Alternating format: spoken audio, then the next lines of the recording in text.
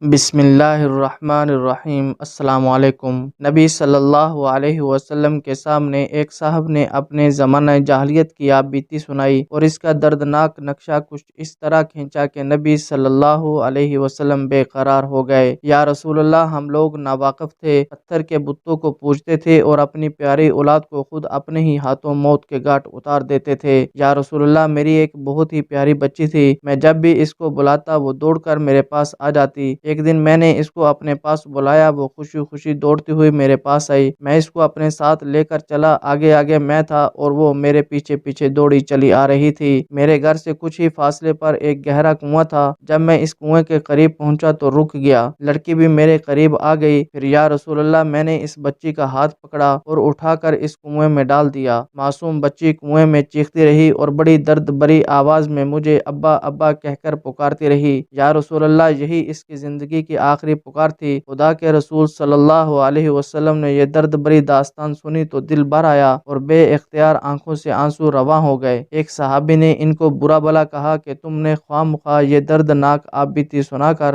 رسول اللہ صلی اللہ علیہ وسلم کو دکھ پہنچایا۔ رسول خدا صلی اللہ علیہ وسلم نے سنا تو فرمایا، نہیں، ان سے کچھ نہ کہو، ان سے کچھ نہ کہو، ان پر جو مصیبت پڑی ہے یہ اس کا علاج پوچھنے آئے ہیں۔ اور پھر انہی کی طرف مخاطب ہو کر فرمایا، ہاں میاں، ایک بار پھر تم اپنی آپ بیتی سناؤ۔ صحابی نے دوبارہ اپنی دردناک آپ بیتی سنائی۔ رسول اللہ صلی اللہ علیہ وسلم کا عجیب حال تھا۔ روتے روتے آپ صلی اللہ علیہ وسلم کی داڑھی تر ہو گئی اور پھر ان سے فرمایا، تم اسلام لے آئے ہو تو اس کی برکت سے زمانہ جاہلیت کے سارے گناہ معاف ہو گئے، جاؤ اور اب اچھے کام کرو۔